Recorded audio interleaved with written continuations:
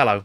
Deathwing is the first book of fiction ever published by Games Workshop for the 40k setting, featuring 7 stories written by authors like Bryan Ansell, William King, Storm Constantine, Charles Stross, and the legend of early Warhammer 40,000 fiction, Ian Watson. This is the GW Books Club, where my friend Stu and I are reading and talking about all of the earliest novels and short story collections published by Games Workshop for Warhammer Fantasy, Dark Future, and Warhammer 40,000. This book is the first of the 40k ones, and we're super excited to get into it. But before we start our discussions about each story in turn, I'm going to provide a very brief overview of what happens in it, starting with the first one in the collection, which is called Deathwing. Deathwing by Bryan Ansell and William King. Terminators of the Dark Angel chapter return to their homeworld on a recruitment mission, but they discover that all is not as it once was. As many as 100 years have passed since these warriors left the tribes of their ancestors, but now they discover that the tribesfolk they left behind have become enslaved and oppressed by the insidious machinations of a Genestealer cult. Whilst the chapter librarian infiltrates the cult city and destroys its patriarch, his battle brothers must decide what course of action best serves the Emperor. Should they destroy the planet outright, or fight to reclaim it and their people? Stu, we are going to be talking about all of the stories in this Deathwing anthology, the first anthology of 40k fiction, but the first story we're going to be talking about is also called Deathwing, and this one was by Bryan Ansell and William King, and it's all about Terminators, right? What was your initial feeling about this one? I like it. It made me think, this is the launch story for Space Hulk, isn't it? And it's clearly what it was designed for. Mm-hmm. And it does that very well. It gives you all the necessary background that you need to know, depending on what for both sides in that conflict, in that game. And I think it does it quite well. It's very much obvious here, and it reminds me, there was a lot more of me remembering being 13, 14 and thinking, oh yeah, Dark Angels used to have this Native American sort of backstory rather than the current one, which has sort of changed more to the sort of feudal knight type world. And as someone most recently, probably 4 or 5 years ago now, but read the Horus Heresy series and all the origins of the Dark Angels in that story, it reminded me, oh yeah, I did know this, but I kind of pushed it away from my mind. But I think it did a decent job of explaining and introducing Genestealers and how infestation works, and about that feels more current still, I suppose, than the Space Marines and the Terminators and the chapter. That's definitely evolved more over the years since this story was written, but I did enjoy it. Right. Yeah, because it's quite an interesting one. This, like, the story. So I had a few problems with it in terms of pacing and structure, but the story is an interesting take on Terminators versus Genestealers. I mean, really, Genestealer cults, essentially, isn't it? Because we get hybrids and we get a patriarch and that sort of stuff. But yeah, this was included. The entire story was also included in the Deathwing supplement for Space Hulk, where they brought in the Genestealer cults, the hybrids, into that game. Yeah. And you're right, it definitely does a lot of work to sort of say, okay, well, let's explore what exactly these things are. What are Genestealers and hybrids and Terminators? Because we've not spent a lot of time in the lore with them yet. Because at the time, Terminators even were relatively new, and it's a brand new thing. Let's explore it. Let's get into the story. So that then sort of as an interesting setup to say, right, we're going to have some Terminators go, and their intention is to recruit more Dark Angels. And the way it's set up here is that they can only do that, or they like to only do that, by going to their sort of the main world that they recruit from every 100 years or so, and they get the best warriors and they get inducted into the sort of training program to become future Dark Angels. Except this time they return to the planet and it's been decimated. All of the people have been wiped out. The only ones who are left now live in some sort of metropolis-esque kind of industrialized city under the rule of some kind of nefarious, what we find out Yes. are gene stealers. And you kind of get quite a, dare I say, plodding progression of the story Yeah. where the sort of most of the Terminators kind of talk about what they're going to do for a very long time. There is some really nice moments of reflection where you get characters who are sort of saying, well, this was our world and we abandoned our world in one sense, and we abandoned our people because we had a higher calling to protect the emperor and stuff. So there's Yeah. this interesting sort of internal conflict for some of the characters, and they feel guilty Yeah. about their world. Yeah. I quite like, see, if I think about all the elements of the story, there's not any part I don't like, but I am with you on the pacing. There are parts where I thought it's a little bit slow. And I wonder if that's because they're trying to actually include all of these elements. So that part of the pacing is to do with the Space Marines discussing, and they're talking about their past and their cultural past, which is very pseudo, obviously Native American past as well. So they're trying to bring that into the way they talk and their rituals, but it takes all the pace out of the story because of that. I thought it was really, obviously they're introducing Dark Angels, I think, for the first time properly, because original Space Hulk was Blood Angels was the chapter in the box, unless I'm misremembering. You're right. Deathwing was this kind of introducing a new chapter as well. Yeah. And I like that it's kind of teaching as well. It's teaching about our home world.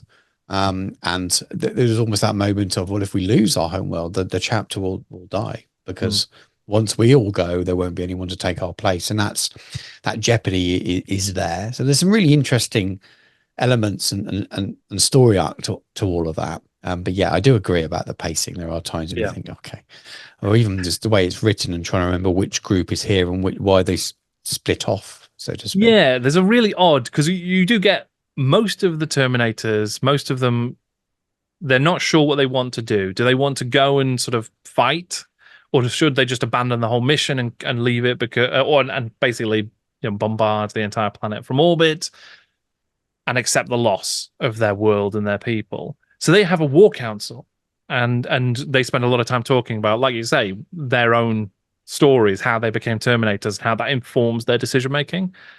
But the librarian has gone off on his own on a recon mission without any backup or any way to get backup or tell anybody anything about what he finds.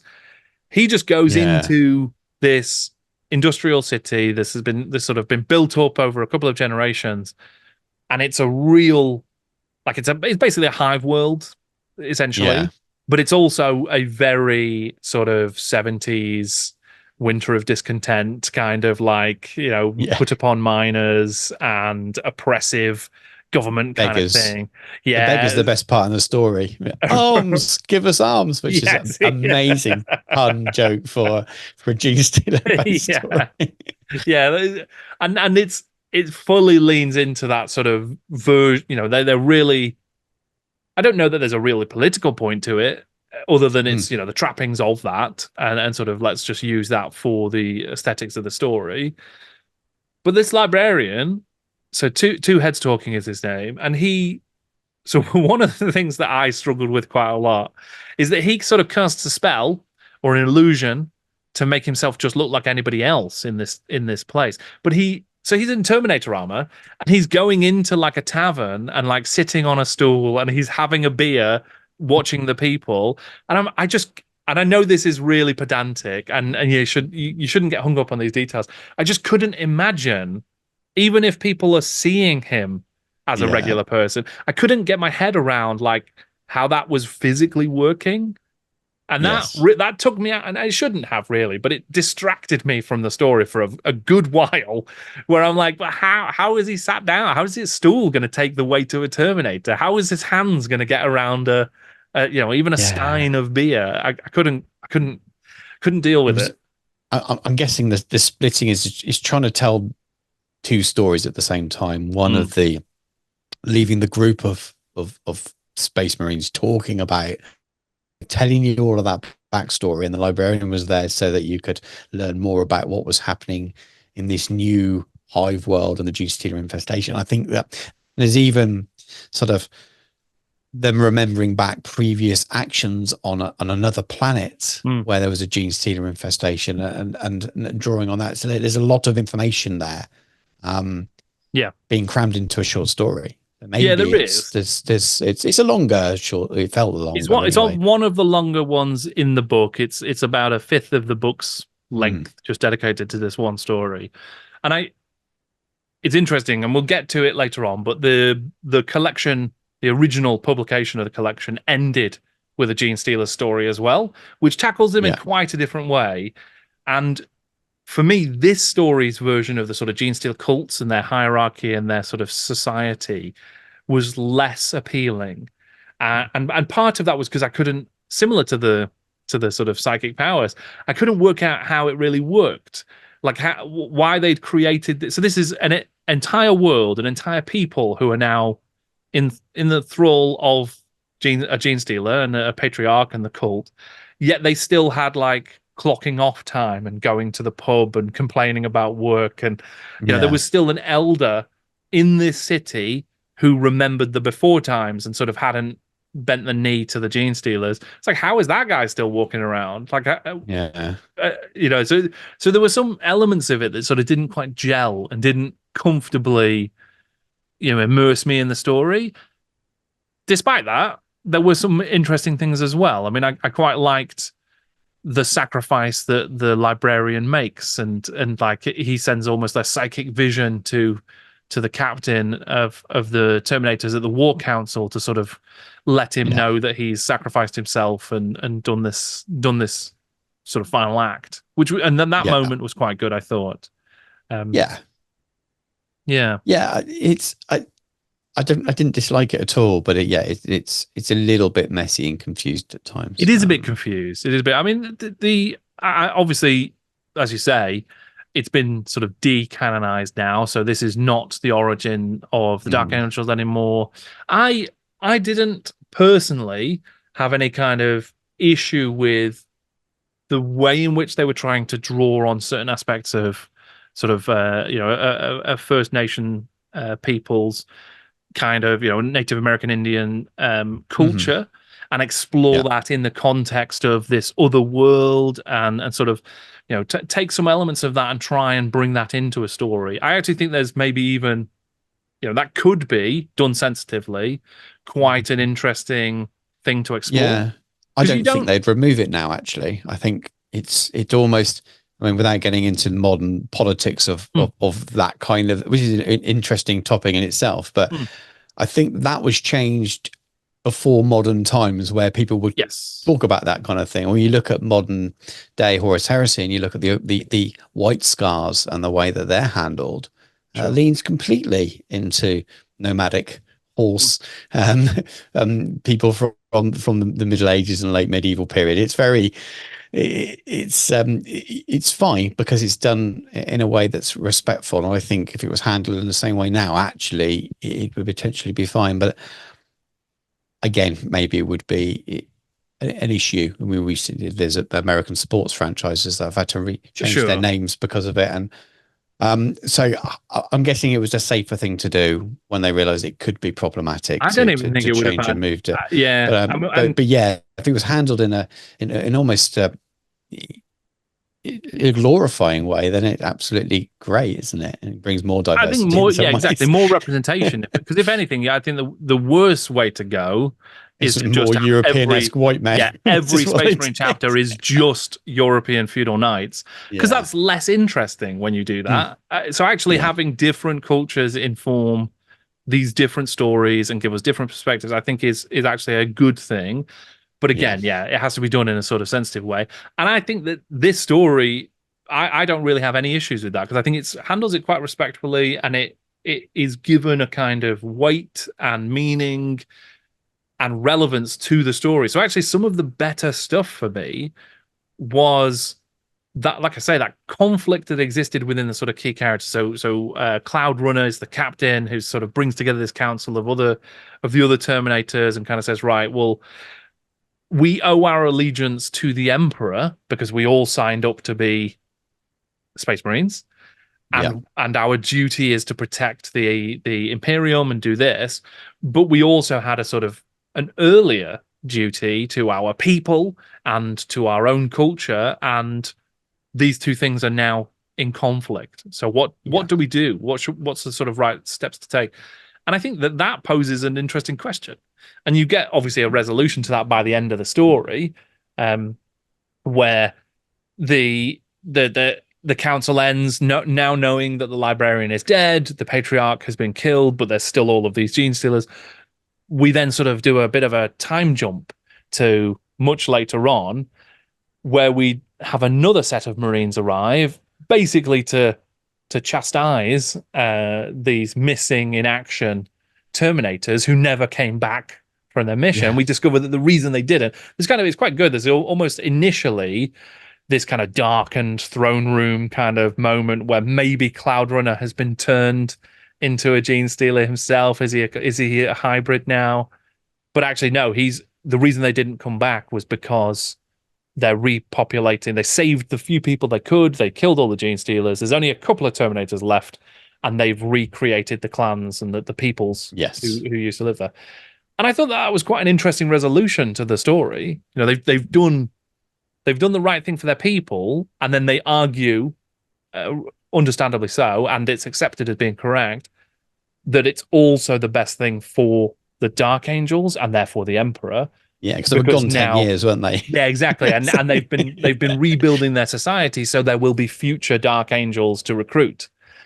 So it's an interesting idea, I think. Yeah, very interesting. I wasn't expecting that end, to be honest with you.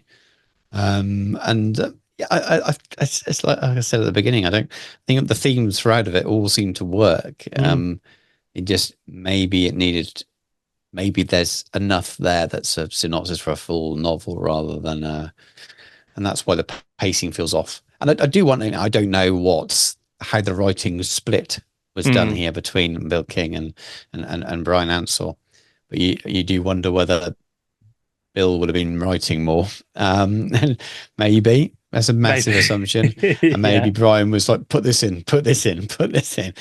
Yeah.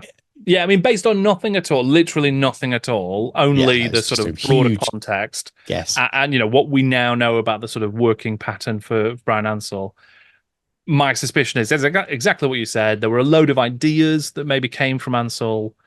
I would assume, and again, pure assumption, I would assume that the sort of almost the loric elements of the Dark Angels came from Ansell, and then King did most of the actual writing of the story. And I would also assume that is why the lore was later changed, because obviously Ansell would leave shortly after this. So they, free reign to just completely rewrite. If he'd been around for a few years longer, maybe this would have been entrenched and this would still be Dark Angel's origins. But that's a counterfactual that doesn't really matter. But yeah, I personally would not have wanted to have read a full novel of this, because I think it stretches my interest over the 50-page page count.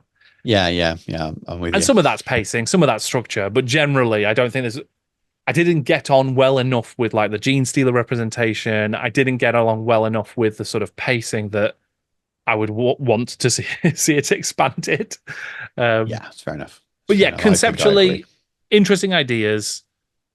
Not the best execution, and also not the best opener for an anthology of stories, but not a write-off by any means. No, we've read worse shorts.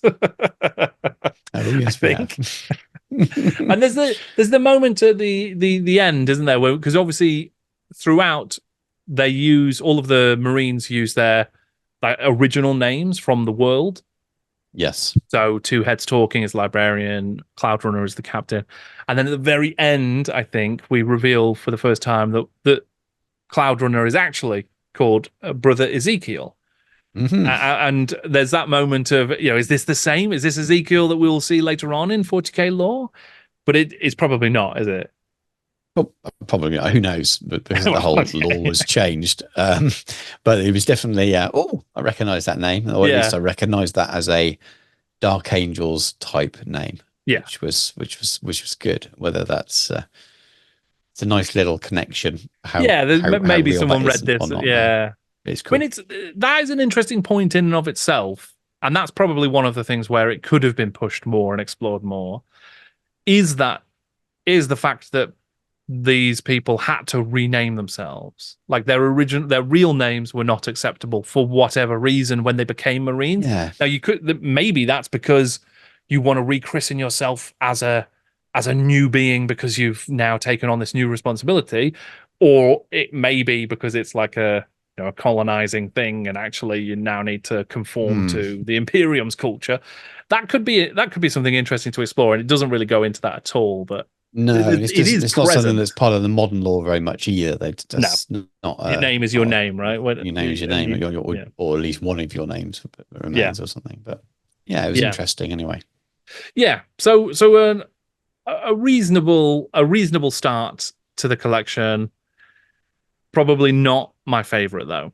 No, I agree. It was fine, but it definitely wasn't my favorite out of the rest. Yeah. Warped Stars by Ian Watson. In a rural farming town on an Imperial world, a young farmhand suddenly discovers a voice in his mind that is not his own. At first friendly, this seductive train of thought leads him to the precipice of darkness as an ancient entity crosses from the warp in search of a new friend. Fortunately, inquisitorial agents have been tracking the emergence of the boy's powerful psychic energies and arrive just in time to face down the malevolent robotic monstrosity before it can claim its new acolyte.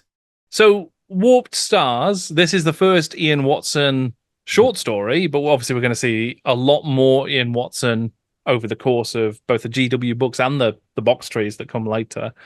This one, quite an interesting tale, I thought, about the emergence of psychic powers, a small sort of young boy who maybe is getting some kind of nefarious attention from the warp, and there's almost a sort of police procedural kind of inquisitor investigation trying to track him down at the same time.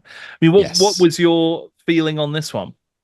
It was a little bit bizarre in places. It felt a little bit more like taking some of the short stories from the Warhammer novels and giving it a bit of an early 40k-esque sort of coating to it. I think he does a good job of introducing inquisitors, which we'll see again later in the compilation. Quite an important part in Warhammer 40,000 at this stage, whereas they become, especially away from the game, don't they? There's not something that were very important until we got to Dan Abnett writing about some rather famous Inquisitor.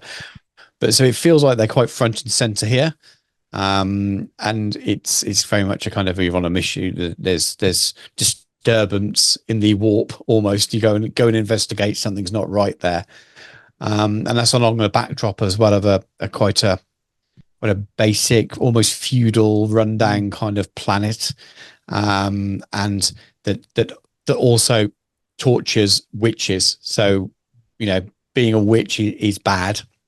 They don't have wheels there apart from putting people on and one wheel, one wheel.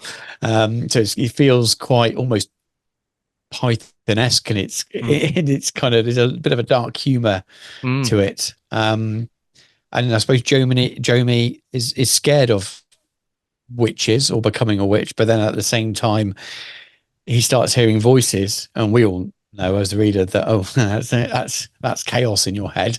But he's kind of that, but at the same time as him, he feels like an early pubescent boy as well, discovering other things at that time, and that gets interwoven into the chaos quite a bit. And the reason I bring it up is because it's kind of thread throughout the story. Really, it's hard to remove it. You could ignore that part of it, but Ian Watson brings it back quite a few times at points where you could have done without it in the story as well. Well, it's interesting you say that, because yes, I think you're right that definitely is a sort of a real theme and something that is recurrent throughout the story. I quite liked it though, and I think it really worked in conjunction with chaos. Yes, it absolutely it spoke of like chaos would exploit these kinds of confused feelings and this kind of change, and all like chaos will take advantage of like how someone's body and mind changes as they grow up, and like that's absolutely the kind of stuff that chaos would be all about, Yes. is using those kind of vulnerabilities and those kind of moments to their own advantage. So it kind of that worked for me, and I actually really enjoyed this story on the whole. I thought this was a really fun one. The actual the way in which, because you're right, it definitely has shades of some of the Warhammer fiction we've seen. You could almost see a Conrad kind of sort of similarity in a way. So I quite liked that, when you have this sort of sci-fi mirror of this other story. And we're sort of seeing a lot of stuff from Jomi, from the boys' perspective, and there's some really good writing around how chaos emerges to him. So this voice forms almost as a mouth, and it's described as almost like this literal mouth forming within his mind. And obviously it's like metaphorical, but also this is warp and chaos, and so it could be literal for all we know. Yes. Yeah. So there's a real weird kind of like it's gross, and there's a sort of physicality to it. Ian Watson's talked about wanting to introduce this kind of lurid, so almost like graphic kind of details to take advantage of the genre. And I think he does that here, and I think it really works. It's something about it. It's not that it doesn't work, and that wasn't the point I was getting at. It was just that it seems pretty obvious, and there was another way of telling the story, I suppose. Sure, yeah, but it does work, and I don't mind it. But it's definitely, it's not quite gratuitous, but it's bordering on it at times. If you thought, and that's Brian Craig hinted for people watching this who have maybe not read it, but Brian Craig hints at it more. It's a little bit more, I'm just going to write it rather than actually insinuate. And I think it, as I said, I think it works. You were right, absolutely works with chaos, especially chaos at that time. It was there was a huge element of that to it, especially with Slaanesh. It doesn't really say what, it's not really necessarily a Slaanesh demon, is it? It's kind of left as you don't really know. But he's done very well. But he did feel like you could have, told a version of this story without those bits, and it would have still worked. And what you were saying about you fit in the old world of the con, you could absolutely completely reskin this in the old world and tell exactly the same tale, apart from they don't arrive on a spaceship and it's not a robot at the end. The rest of it you can pretty much tell. Maybe yes. At that time you probably could, because those two worlds existed in the same universe, I suppose, when this was around. But yes, it's good. It is good. Yeah, and I think the other side of it being, so you're getting that like a little bit of a coming of age story, like you say, this sort of adolescence and discovering for this boy, he's attracted to one of the farmhand's daughter and stuff like that. You're getting that as one part of the story, and how chaos is infiltrating and is sort of insidiously corrupting that coming of age story. The other half of this story is the sort of police procedural, where you've got an inquisitor landing on the planet. Grim the Squat is introduced as a character, and there's a load of other Imperial characters as well, and they're trying to track down what they have. They've essentially seen there's a psychic spike on this planet, and it's a very important person that needs to be captured or killed even. You definitely get a sense. There's a bit of a weird one here where they talk about how 1,000 psychos are sacrificed to the Emperor every day. So they're important, and they're also numerous. But then you've also got like an entire spaceship with an Inquisitor and his retinue would be on the lookout for just one, and would go to a planet for just one. So you kind of get simultaneously, there's loads of them, and they're being sacrificed by the thousands, but also we will travel around the entire galaxy to find just one. So that's it's a little bit, that, and again, that's me being a bit pedantic. No, it's right. It's a contradiction, but it's a bit, clearly done to fit whatever is necessary at the time, and it's One's the kind of the macro level idea, isn't it, of the way the Imperium works, and one's the kind of micro level detail of how we're going to tell And this story. And it could be, especially at this time, the Imperium is just so inconceivably vast that maybe this is how it goes. In order to get that 1,000 psychers a day, there's literally an entire ship's worth of Imperial agents tracking down just one on a planet. But that's happening thousands and thousands and tens of thousands of times a day because the galaxy is so huge. And this is just millions of, I don't know if there were millions of worlds at that point in the lore. Sure, there is supposed to be now. That's the current. Yeah, maybe it is, and maybe there are, and there's hundreds of thousands of inquisitors hunting down hundreds of thousands of psychers all the time. So it could be that big. But yeah, I mean, I think the story sort of progresses. I mean, just actually on the planet. I mean, you mentioned it's a feudal world. It's kind of industrial farming as a planet. And it's quite interesting. You get the grox. It's grox farming and growing these guys. And then you get to the sort of climax of the story where the Inquisitor and his team have found the boy just as the boy is about to sort of be embraced or embrace this, whatever the chaos source of the voice is. A portal forms, and through it comes some kind of, I mean, I don't know what your read on this was, because it was a bit ambiguous to me, but it's almost, is it a robot? Is it a dreadnought? Is it a titan even? I couldn't really sense what scale we were talking about. I thought big at one point, but then later on it feels actually maybe it wasn't. Originally I thought big. Yeah, it felt, this is a massive thing. It's almost like maybe not full, maybe not like an Imperator Titan, but like a bigger robot than just a dreadnought. But then at the end, when the demon's talking to him and explaining that he's got another of these machines that he wants to basically take his mind from his body, but physically it sounds like as well, almost dissect him painfully, remove his mind and his soul and place it in another robot. So he's got company, basically. So this demon who's lost in the warp has got company. At that point I thought, maybe this thing is smaller. You know what's just occurred to me, actually? It could be a dreadnought, but it could be the Space Crusade dreadnoughts.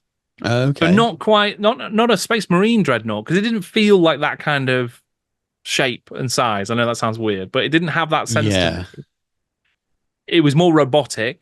And those Space Crusade dreadnoughts, which would have been around shortly after this, are kind of have a feel of a robot, but they are chaos dreadnoughts. So maybe that was in the air somewhere. I don't know. Like the origins of what the modern day, but the Deredeo is now. It's like that's like a reinterpretation, isn't it? But in any case, you get this kind of robotic form. It wants to take the boy, and it's got a little compartment. It's going to put the boy in. You kind of get like almost like a possible future, a vision of what could happen where the boy is taken, and that's quite uncomfortable. But the Imperial agents all get involved. There's an Ogryn who just charges this robot dreadnought thing. Grim is there and does some nifty stuff. And we haven't even talked really about the Inquisitor. I quite liked him as a character. His name Torque Sepelian. Sepelian, which is a great name. Fantastic name. Good. And he, as a character, he's quite interesting because, I mean, again, just coming back to the police procedural thing, he definitely felt to me like I can't remember the character's name or even the actor now, but in CSI Miami, who's always putting his shades on at the start of an episode or taking his shades off at the start of an episode. He had that is David Caruso, is that his name? Oh yeah, it might be his name. He had that kind of vibe to me. He was like quite intense, all about solving the case. But then at the end, he kind of becomes obsessed with finding out where the dreadnought has come from and what's beyond the portal. And to the extent that he's almost he's considering just jumping through the portal into open void space, whatever's on the other side, just to see. And I thought that was quite interesting, like place for him to go. Yeah, it's. I felt that they didn't. I don't know. They didn't necessarily introduce them very well. It felt a little bit. Kind of you feel like they're off world talking about we got to go and save this boy or find the source of this straight in, right? But yeah, it felt like they was maybe slightly underdeveloped, but that was yeah, I think they can be more interesting to find out more about them in the future. But and Hatchard was kind of more like a blunt instrument as well, wasn't he? He's the commander of the Marines. I believe they're Space Marines, but they were, again, the way they're talked about is because it's old 40k. I think they use the term men quite a lot. Or and because you've got an Ogre in there and you've got a squat, it feels very much like a kind of rogue trader combined Imperial Army thing. Yeah. Rather than, so you've got some Space Marines, but you've also got some Imperial Army maybe there as well. And and they're all under the same command. And, you know, they mentioned that they lost their chaplain on a previous mission. So you think, well, maybe there's Marines there.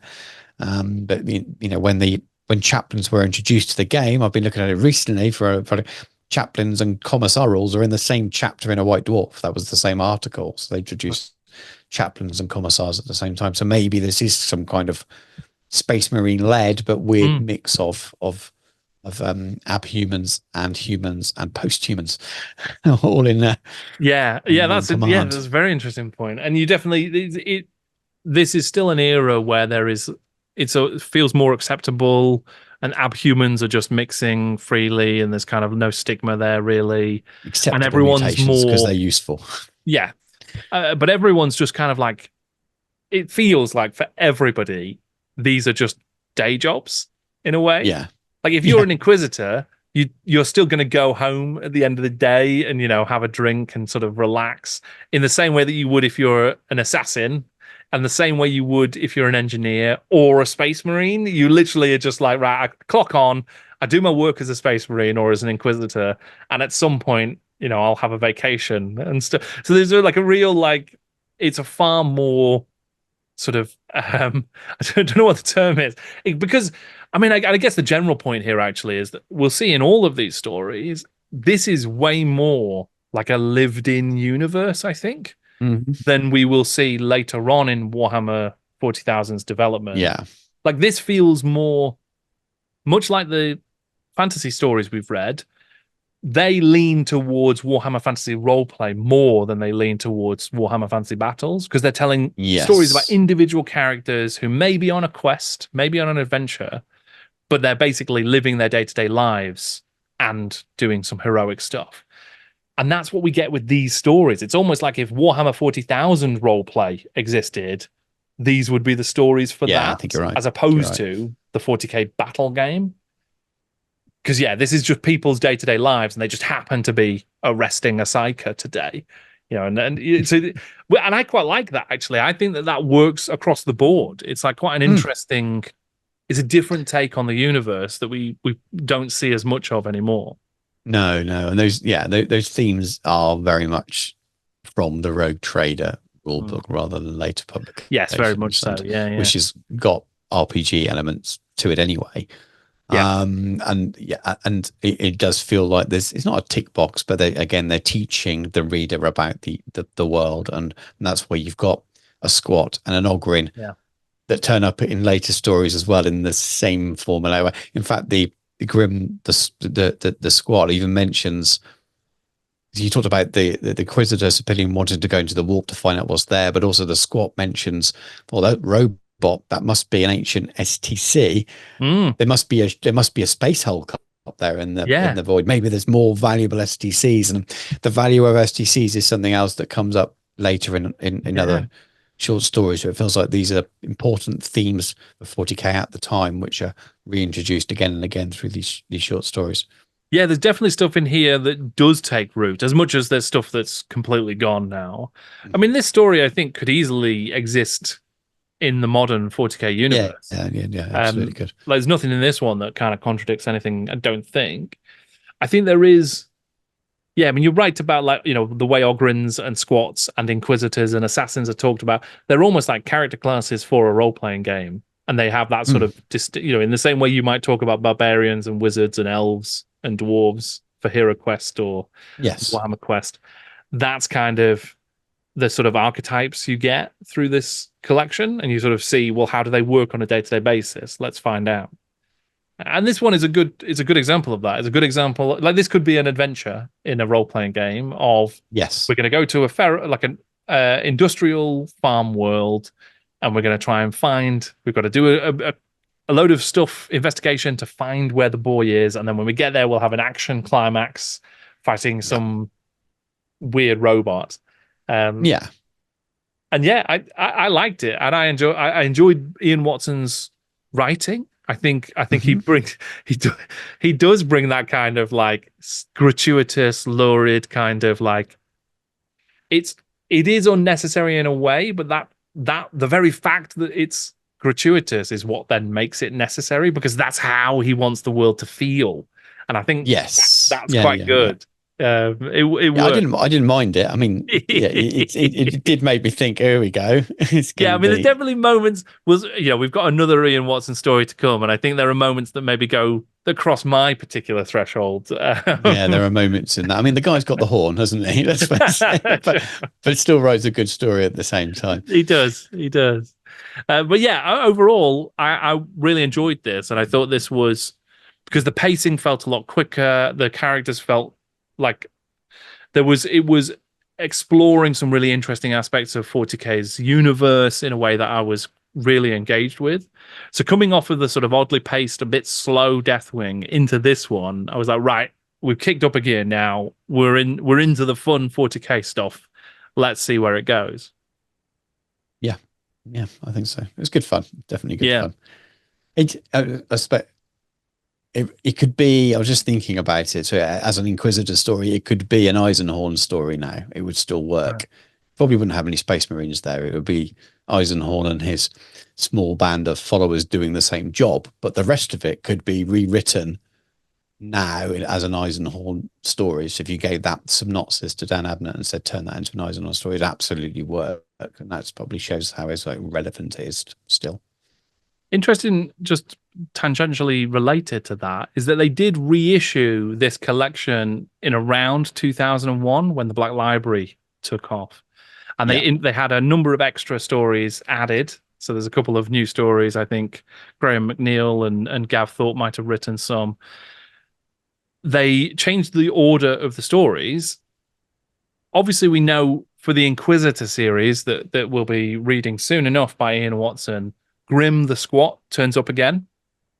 In those stories, for the reissued Black Library versions, they edited Grim out and they removed the Squat and replaced it with an engineer, because at the time Squats were no longer canon. Were squatted, yeah. Yeah, exactly. Yeah. They didn't apparently change this story though. So when they edited the updated versions, they basically disconnected Warp Stars from Inquisitor for some reason. So I don't know why that was. Maybe they just decided it wasn't worth the effort. Yeah. But yeah, just an interesting... a couple of lines, isn't it? Yeah, and it's an interesting choice in and of itself. And maybe we'll talk about it more when we do get into Inquisitor. But I think we saw with Dark Future, when they reissued those, they updated things and changed timelines and changed references to pop culture. I do wonder how much of that has been done with these when they reissued them in 2001. Cool. Yeah. But yeah, just one of those curious decisions that happens. I'm sure there was a reason. Sure someone was given a particular brief on that. But yeah, overall, Warp Stars, it was a winner for me. Yeah, I enjoyed it. I did enjoy it. Odd parts, yes. Well, it's just, I don't know if it's even odd. I think it's things you're surprised maybe to find in that kind of story. Lacrimata by Storm Constantine. On a routine delivery mission, the rogue trader vessel Dia Brava arrives at a pleasure planet to pick up cargo. The cynical navigator Solonets and the young astropath Shavania join their captain on a visit to one of their illicit new suppliers. The cargo is an illegal drug, lacrimata, that can have dangerous psychic consequences, but which is nevertheless a prized commodity even on Terra. As a relationship blooms between Navigator and Astropath, Solonets becomes concerned with the heretical politics espoused by his paramour, and things escalate quickly when Lacrimata leaks into the navigation pod and threatens to damn the ship in the chaos of the warp. Okay, the third story in the collection, Lacrimata. This one's written by Storm Constantine, which is a name perfect for 40K, if ever there was one. Absolutely fantastic. And this is quite it's it's one of the shorter. Well, it's kind of mid length, about 30 pages. This story, and it deals with an inquisitor. A navigator, a Yes. psyker, and a rogue trader, and a bit of an illicit kind of drug deal that they're doing on a planet. Did you have a sort of strong reaction to this story? I think it did a pretty good job of giving a short tale that tells you about the life of a navigator and the life of a astropath, and how they're treated within society, Hmm. and the differences between their freedoms. I think that's what it's exploring in some ways, and about the frailty and of the astropaths and their connection to the warp versus the navigators. Also, frailties, but probably less dangerous for them, and definitely seen better in society. And there's that kind of interplay between these, again, more acceptable mutants Hmm. that work for the Imperium. The Imperium needs in order to do the things that it does. And you almost kind of feel sorry for them, and you explore that. So I thought that was quite interesting. And the drugs, the narcotics side was a way of kind of making a connection between the dangers that they could possibly go down. So it feels like um, it's almost like that drug exploration story with two young lovers in some ways, maybe going off the rails, doing things that they shouldn't do, or maybe they shouldn't try. Hmm. um and and an astropath probably really shouldn't be taking this drug or having it, because it opens her mind up maybe more to connections with the warp, which could be dangerous for not only for herself but for everyone. But that's the kind of the broader context of it. So it feels like it's got that kind of almost don't take drugs, kids kind of message in it, but not in a gratuitous way. It's within the story of I think the stronger part of the story is the navigator and the astropath and the way they Yeah. fit into the society. I think that's the main message that I took from it anyway. Yeah, I think that's a fair point. So I loved this story. This was my Yeah, me favorite too, me too. in the book. I thought this was great. I thought the writing was really good. It was really evocative. It kind of this painted a picture of a 40k universe where every world is like is different and inhabited. And I guess there was a bit of that in the previous story as well, and Deathwing as well, to be fair. But it was almost like an episode of a TV show, like a Star Trek, for Hmm. instance, or a show like that, where you could go to a planet and there would be a whole culture on that planet, and you could interact with it and get a story from them, and then go to another planet and experience something else.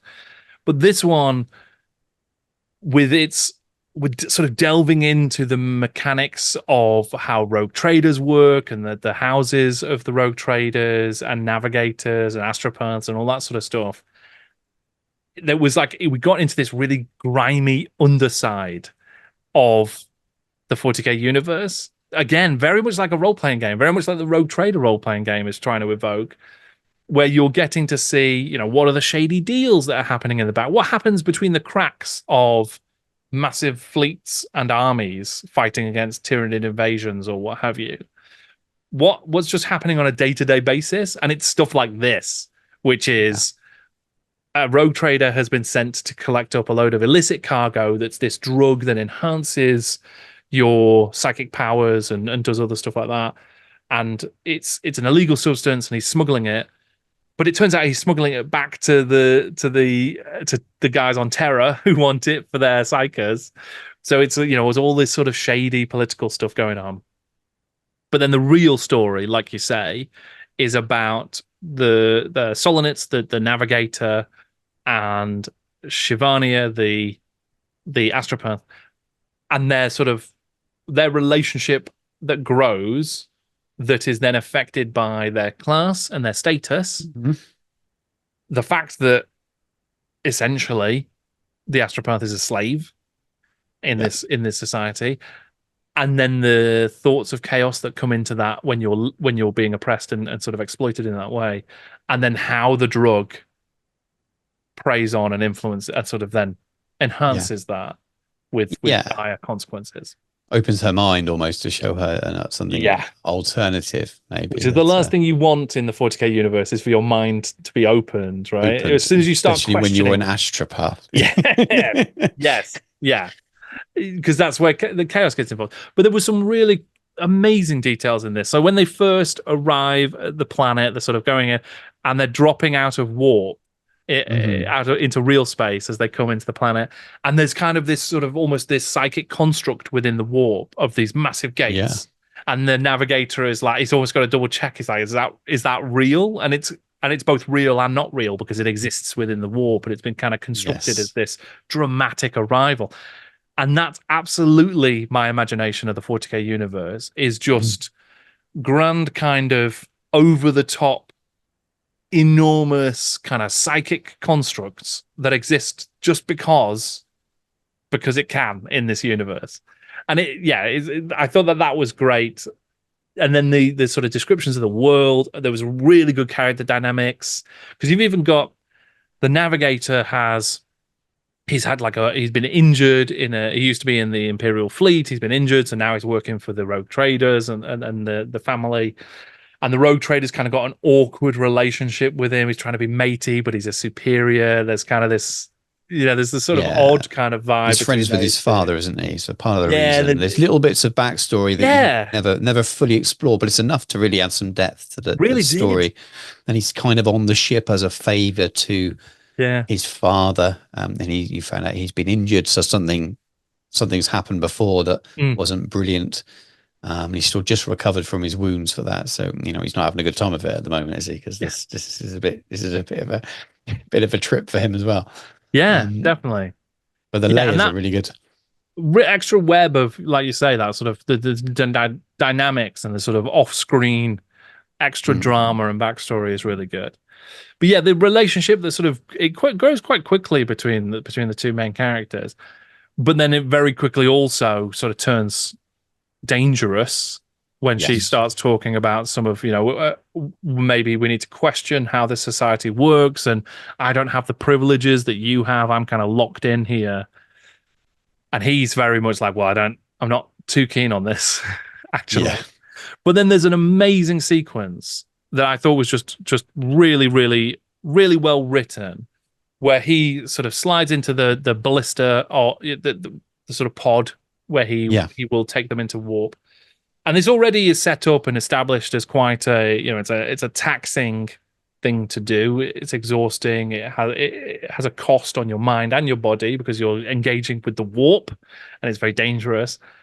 And then he slowly realizes that actually he's been tainted by this drug. Somehow it's in the air. It's in the room with him. And then it kind of spirals. His panic, I really felt his panic as it sort of starts to get chaotic, and with a small and a big C, as like he's getting visions. He then sees Shivania like approaching him. It kind of reminded me of Event Horizon in a way, this kind of real visceral horror scene. And I was worried for him. I was like, how is he going to get out of this now? The whole ship's gone now because they're in the warp and it's going to go south real quick. So yeah, I was right there. Yeah, it's really, some of the writing is very similar to some of the best writing in the Heresy series, and you will see these kind of characters explored maybe just in little sections within a wider story. So it fits in. It feels canon enough that it would work in those stories as well. It is really very, very good. Yeah, I liked it. I did. I checked out because Storm Constantine didn't write anything else for GW Books, unfortunately. I think her career was sort of taking off at the same time, so she went on to write a number of her own sort of series and books. I'm very, very tempted to read more of her work because I really, really enjoyed this. I would have loved to have seen more stories by Storm in the 40k universe. Like if there had been another anthology that had one of her stories in, I think that would have been awesome because really, really good. Yeah, just really spoke to me. It definitely captured 40k, at least what I want the 40k universe to feel like. This story really captured it for me. Yeah, absolutely. Well, you've got everything, haven't you? You've got that kind of you learn about navigators and astropaths. So you've got that kind of, again, if you're coming to the 40k universe new, you're learning about it by doing those. You're learning about the kinds of worlds, which is really vibrant, colorful, aromatic, literally world. Yeah, It was felt like the ship's almost landing in Marrakesh or something like that. Really yeah, vibrant, and you've got the sort of the darker side. You've got this love story. You've got the almost the oppressed semi-slave, and you've got the sort of the ultimate, the one part of the love story decides, I'm not going to give up for everything. This is madness, and just survives. mm. And she knows that she's going to will be put to death when they land.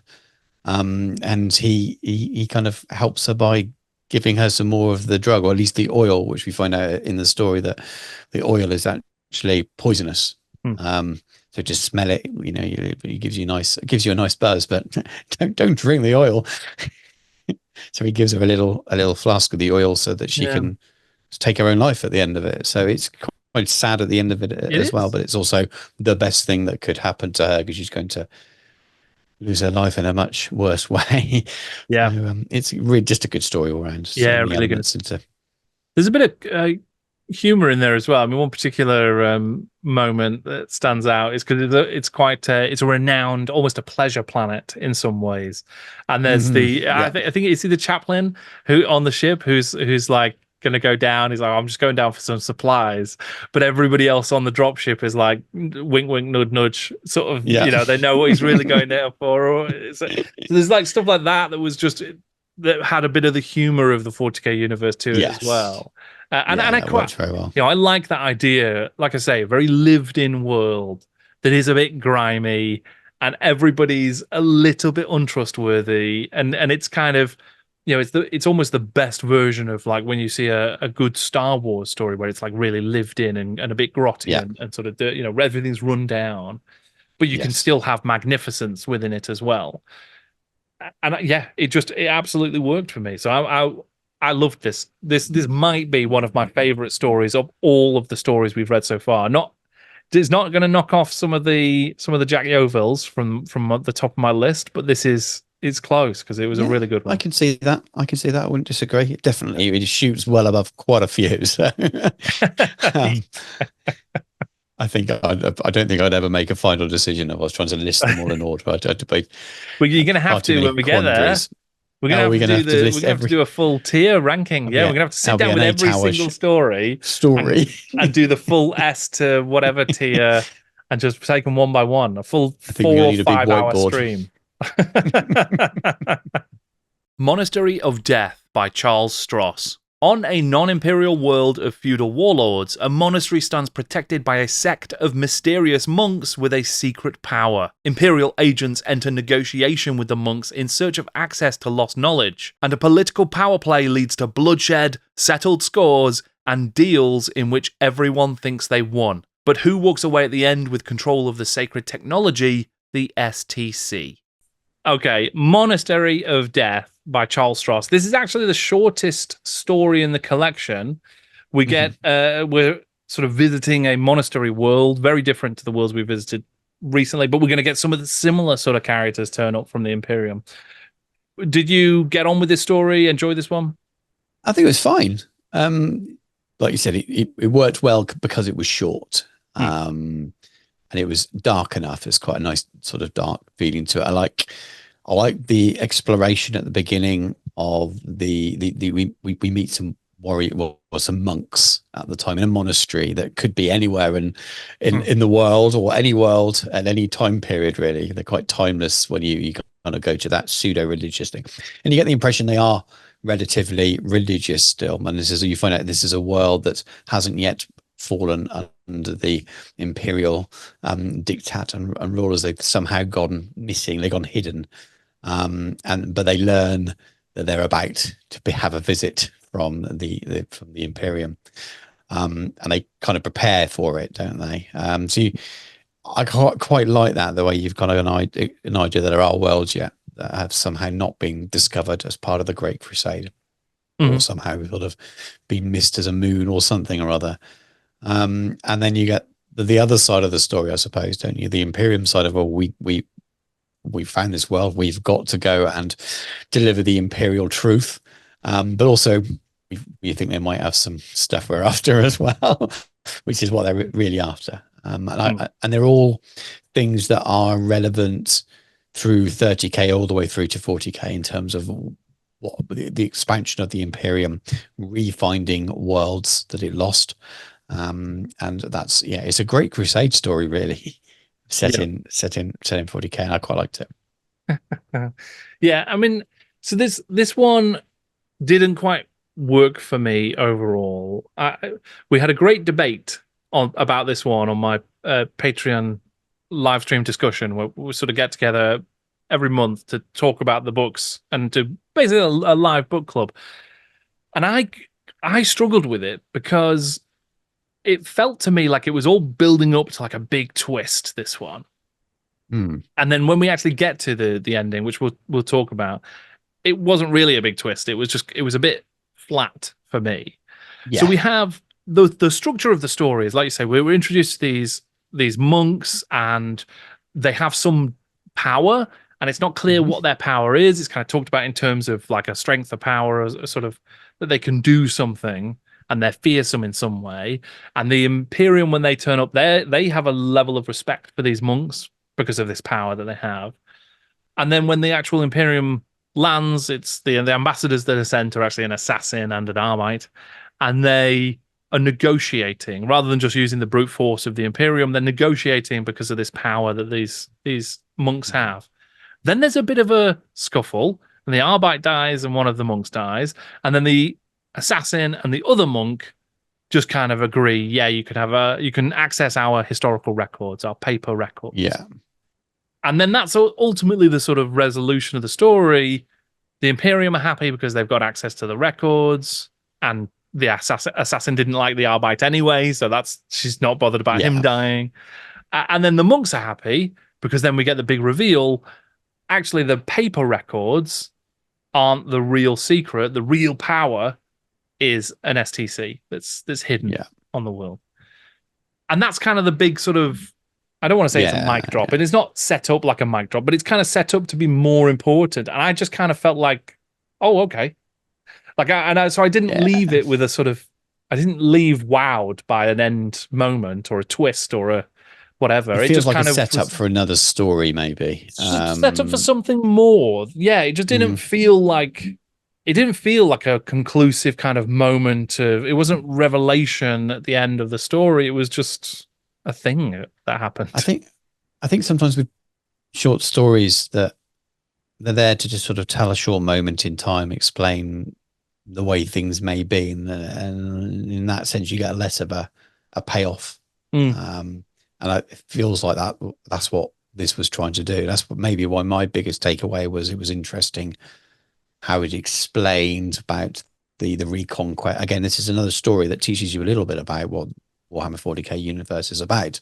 Talks to you a bit about past eras, talks about Age of Strife, lets you know that these worlds, these human worlds, have been lost to the Empire, and now the mission is to take them back. And most of it's already been done, but occasionally we find a new world, and when we do, they may well have, and it brings it back. We've mentioned it already, STCs and standard standard template constructs. And the paper library is the paper versions of those, and that's why they didn't want to attack. Not so much, I think they're slightly wary of the monks, but I think they're supremely confident that they can force and take over this world. But it was a way of doing it with losing less lives, and also making sure that the important library wasn't destroyed in the process. And yes, there's a little bit of a gotcha with yes, there's an actual construct, but that also feels like that's not important to the story. The story could have still gone the same way without it. And the real thing is that they achieved the mission, and that Judith, the assassin, who's more of a diplomat than an assassin in some ways, well, she has assassin skills. She also foresaw what was going to happen. She said it would take 2 deaths in order to secure what they wanted. And the deaths were obviously Joachim, the Araman, the Arbites, and the monk. Yeah, because the who was monks are actually also superior to Tenzing, because yeah, Tenzing was playing the role of the master, but he yeah, and I wasn't guess, actually the master.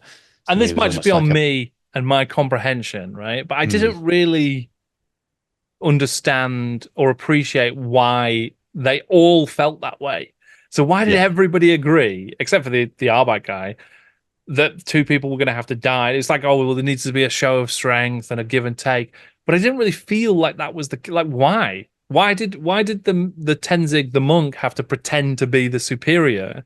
I I mean, this think could that just was be on just a way me, of but protecting, wasn't it? It's a bit like your Padme stroke character in sure. Star Wars, isn't it? Dressing up as one of the handmaidens rather than and the handmaiden dresses as the But then usually Tenzing princess actually to protect does them. become like is granted a level of Yeah, mastership. because he wanted the job of the person who ended up dying, Yeah, which he wouldn't have had in peacetime because he wouldn't have died. There's other little bits, isn't there, about this? There's other monasteries on this world, and there are also sort of warlord gangs and things, but this seems to be the most influential of the monasteries. But at times of war, the monks would have had promotion because the master of temporal administration would have been an important position, but he may have lost his life. But because they've had been at peace, it meant that Tenzing was kind of under him for a while, and this moment enabled him to get his promotion. So maybe that's part of the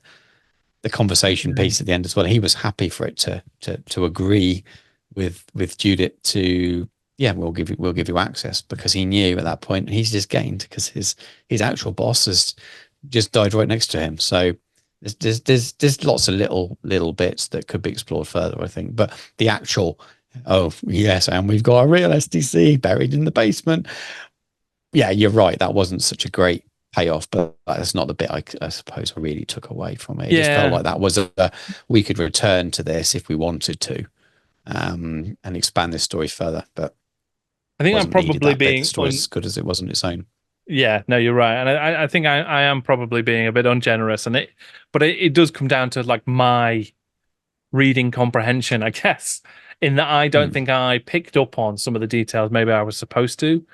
Yeah, So I wasn't really sort of feeling all of the drama and the components of the characters' motivations and what was really going on. Um, so yeah, some of it probably sits with me on this one. Um, but yeah, just I didn't. Maybe I should revisit it and give it some more time. But on that first read, it just didn't work for me as a complete story. I don't think. yeah, yeah. It's not an amazing story, as I said. It was more the most interesting point I thought of all of it was attempting to tell a tale of a world that wasn't yet under the kind of the remit of the Imperium. Yeah, For me, which that was the most interesting part of it, rather than what it actually delivered. and that's I hadn't actually really sort of dwelt on that idea, and I think that's a good shout. Yeah, and the also the like Ezekiel, we get Araman, and a name Mm. that Yeah, we'll a see name that again. we will see again, definitely. Yeah. But yes, I mean Charles Stross. I've heard really good things about some of his other work. I don't think he wrote anything else for 40k either, so I think he Not was just sure. another one and done. But yeah, I think I'd like to try out some of his original work that's not 40k related, but this one didn't quite land for me. Right. Yeah, makes sense. Seed of Doubt by Neil McIntosh. Following a crash landing on an Imperial dust world, an Inquisitor and his retinue track a possible Nurgle infection to a long-abandoned ghost town. Discovering that other survivors from the crash have arrived first, an initially happy reunion turns to terror when the sanctioned Psycho realizes that the other survivors have become tainted by Nurgle as well. In a final standoff, the agents of Chaos are dispatched with the help of an ancient Slan technology, but the Psycho must weigh her doubt about the Inquisitor against the needs of the Emperor in a tense final confrontation. Right, Seed of Doubt by Neil McIntosh, another relatively short one in the collection. This is about another Inquisitor landing on a different planet and a very different character of Inquisitor to the one we've seen so far. But this goes in a completely different direction. So this leads us to Nurgle, sort of Nurgle infestation, or maybe an Yeah. alienoid presence of think some other no. kind, some old one action A bit of both. as well. A bit of both, isn't it? A bit of both. And it's kind of to me, it had almost a sort of Wild West kind of cowboy feel. But what was your takeaway? Yeah, I think it's got that. My least favorite of the ones we've talked about today, probably. Right. It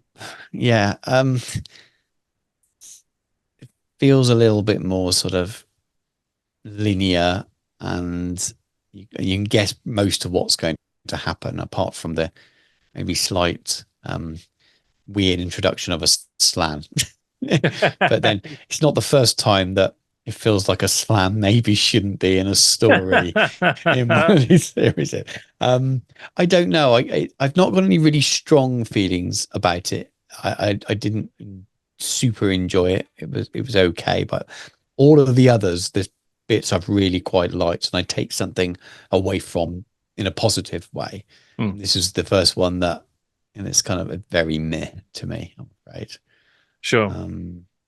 Yeah, I can see that. I mean, one of the things that worked for me with this was that sort of cowboys going.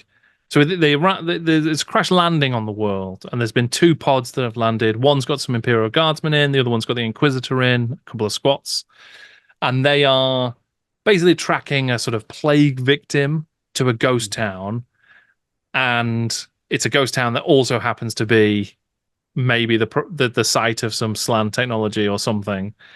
And when they arrive, trying to track down this plague victim who's fled there, they discover that the Imperial Guardsmen are already there, even though they were supposed to have crashed somewhere far afield. So they shouldn't have arrived yet. And then we find out they crashed in the ghost town and already infected by Nurgle. And I thought that was quite a cool setup as a sort of mid-story twist. Okay, actually these guys, because you also get quite a cool sequence where the Inquisitor first arrives and he thinks they're just that the guardsmen are fine, and he's about to shake one's hand, and then Danielle, the psycho who's with him, is like, wait, no, there's something wrong about these guys. And it's a sort of standoff, and I quite liked that sequence. Yeah. I mean, it sounds better when you describe it than it felt that it was delivered. Sure. That sounds really harsh. Because leading up to that point, there was quite a chunk before that I felt that was a little bit slow and ponderous. You didn't really know why. It felt like a long time to establish why they were really there. It felt a little bit kind of, are they on a mission? Have they crashed? Sure. Yes, both, but it didn't feel like one was the kind of the true arc of the story is we're on this mission. Like the previous examples of Inquisitors, they are on a mission, whereas they sort of are, but they had a bad landing or something, and they're trying to get the other side on the radio as well as so on the Vox, sorry, on the radio. So yeah, that part is good. Probably the best part in the story. That kind of sort of switch moment, that horror moment, and then they end up shooting one of them and they get back up again and stuff. So it's quite good. But yeah, the way you described it as a synopsis definitely made it feel better than I think the way it was delivered. Yeah, because you then get there's certain odd developments from that point on, because then the Nurgle guys retreat back into the town, and the Inquisitor finds out from the locals that there's another route into the town over some water, but nobody goes there. And there's some stepping stones that you can use.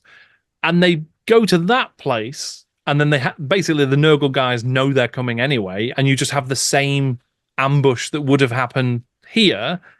Yeah. It just now happens somewhere else. So there's kind of this extra movement that's not quite necessary. But then you have this action scene that kind of plays out okay, I think, where all the guardsmen, the bad guy guardsmen are picked off and the good guy guardsmen are picked off, and there's the Inquisitor versus the main villain fighting on one of the stepping stones in the water. And the psycho who's been injured, she sort of intervenes to try and help as well. And then something else intervenes, doesn't it, Stu? Yes, it does. This is why that water's there, isn't it? So that they can crowbar this there, and I think maybe that's my problem with the story is that I felt as a short story as well. It needs to be about discovering Slan, space Slan, Yeah. or it needs to be about Nurgle and the plague infestation. But to have this Slan to kind of, I don't know, I just don't understand why it's there with a story about Nurgle. What were you trying to Yeah. tell the story of Nurgle or the Slan? Because The it's a pool is completely called, what is the unexplained. pool called? The pool's called the Styrus or the Stoyira, Right. which means the one who waits. So it's got a Sure. different old name. Yeah. And obviously the one who waits is a frog under the water that can come Yeah, but out like and a kind of liquid robot frog or a something. liquid robot frog, yeah, that comes out of the water and kind of saves you as well Sure. as kind of, yeah, it's, Yeah, because it only takes the Nurgle guy, and the Inquisitor survives.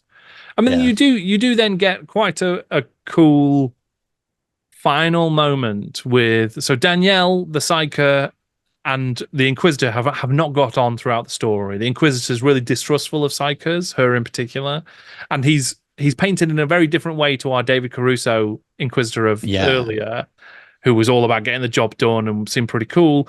This guy's a bit of a jerk, and yeah. doesn't he seems a bit inept as well. Yeah, he's a captain of men rather than a psycho with any kind of real ability, isn't he? Yes, very much so. And then the Psyker Danielle basically she pulls a gun on him because he's just had a fist fight with a Nurgle guy, and she's Yeah, like, "Well, maybe you've been infected. How can we be sure that you've not and been he's already infected?" injured. And he's yes, exactly. Um, and then again, we get a bit of a time skip, and she basically, because she had the seed of doubt that maybe he was infected, she's just killed him outright. Yeah, Maybe out of a little bit of spite as well. And then she's yeah, just sort of she's taken his Inquisitor badge, and she's now the Inquisitor, yeah, which which is kind of yeah. it was obviously the rules were not quite as clear about how Inquisitor stuff works at the time. But I thought that was a perfectly good little like twisty kind of ending. Yeah, I mean that's again the Western thing that she's Yeah, now the sheriff, and sure, yeah, that's the yeah. interpretation of Inquisitor in this story. Mm. And the Nurgle was the big bad in the desert. There's still no room for the Slan really. I don't know what the Slan's doing there. Um, so I think it'd have been a lot better without the Slan. If it was just focusing on another Chaos God and introducing you to Nurgle and the Plague and that kind of thing. I think that story works really well. Mm. Yeah, I Um, agree. I think it would have been much better. I mean, I think the Slan might be. I'm trying to remember if there's another fantasy story, but I feel like the Slan are 2 for 2 or 3 for 3 on poor appearances in GW yeah, books fiction. Like every time they've turned up, it's been pretty uncomfortable for the story. it's probably there's a reason why they're not in the world anymore. They are better as a way of exploring Hmm. origins of worlds, not Yeah. and then left as that. I mean, they sort of turn up in the Horus Heresy stuff, Okay. and that's a big conversation. But yeah, something for offline because that will totally Right. derail I'm this. But assuming they don't like turn up as like out of the water and they're just like grabbing no, they don't jump out of the water Horus. and kill Horus or anything like that. But you've got you've got the whole idea of perpetuals Sure. built into the Horus Heresy, and there are a number of different perpetuals and immortals and really powerful magic users that have links with some of the other races. So you have some Eldar influences and things, Hmm. and their own kind of views of the world and the Imperium and man, so it's all done very very well. And there's slant type creatures that kind of it's all hinted at. It's Okay. what you mean. Olaneus.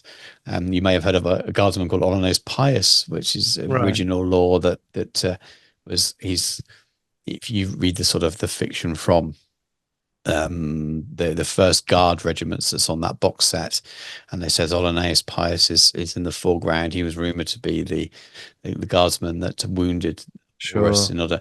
So all of Okay. that kind of stuff. They bring in some of those elements into the Horus Heresy story. So it's done in a good way. But when you bring them in as a combat character, it sort of jumps up like fish out, literally like a fish out of water Yeah. to kind of solve your problem for you, kill your bad guy. You didn't need that. You had two people left, a psyker and an inquisitor that you'd expect between them would manage to kill these Nurgle infected people and Yeah. win the day. And it's just it kind of just made the story weird, where it could have been a fine short story based on a Western style setup. It sort of removes a bit of the tension as well, doesn't it? Because it's a Yeah, Deus Ex Machina, you know, like exactly what it was. And but one wasn't needed, so there was a natural end to that story. Yeah. But I mean, this is a Neil McIntosh story. I think I'm right in saying that this was the author who wrote one of the stories in Route 666, Oh yeah, which yeah. The name rings a bell now. featured a Deus Ex Machina of its own as well. So that was Okay. an infiltration mission where the sanctioned op encountered. It turned out that his own boss was the bad guy, and they sort of captured. And then we didn't like that one, did we? up. It didn't play too well. I mean, that one had more problems than this one, I think, for me. Yeah, but there's certainly similar. You remove that part from this story, it's fine. It's not. Yeah, and still not great, but it's fine as a short story in a compilation like this to tell a little. I agree, yeah. And there were, so I certainly didn't hate it. And I think there were some elements that were quite fun and quite interesting. Like I say, the sort of Wild West setup and some of the character dynamics. I actually quite like that there's an Inquisitor who's just unlikable and doesn't get on with his sort of second in command. I think that's perfectly interesting. Normal. Yeah. One thing that I thought was odd, and I might have missed it, was that the plague carrying character that they chased to the ghost town, I don't recall finding out what had happened to him. He's just sort of not mentioned. If he is mentioned, it must be offhand. But he was killed by the is he just killed by the Nurgle guy? By the guard, I think, the ones that had turned. Okay. I think they got there. Which seems odd because they were chasing him because they thought he was infected by Nurgle. Yeah, again, you felt like he should have been almost leading at least part of become it. their leader or something. That he'd gone away and become powerful. Yeah, it felt like the story started in one way in mind, and then he changed his mind about the direction, almost like he suddenly was told halfway through writing it, you've got half as many words. And he's like, how am I going to end it now? Slam. Yeah. Yeah, the ripcord of GW book storytellers. You'll break glass in emergency, and a slan will arrive. This was probably my least favorite of the stories in this collection. I think. Yeah, thinking ahead, to what's coming, the next two that are coming, then yes, this is it was my least favorite, by comfortably as well. I don't know. Yeah, I mean, for me, it wasn't because of my issues with Monastery of Death. I think it wasn't like way behind anything else, but yeah, it definitely has more problems for me than that one. Devil's Marauders by William King. On a hellish jungle world, the members of an Imperial Guard squad are forced to make a desperate march against the clock to avoid a devastating orbital bombardment from their own fleet. Contending with the harrying forces of heretics, the jungle itself, and the maddening bleakness of constant war, the squad are whittled away, before finally making it to safety, only to realise that real safety is still at least a day's march away. Okay, so we get another William King story but this one's just William King himself, and this is Devil's Marauders.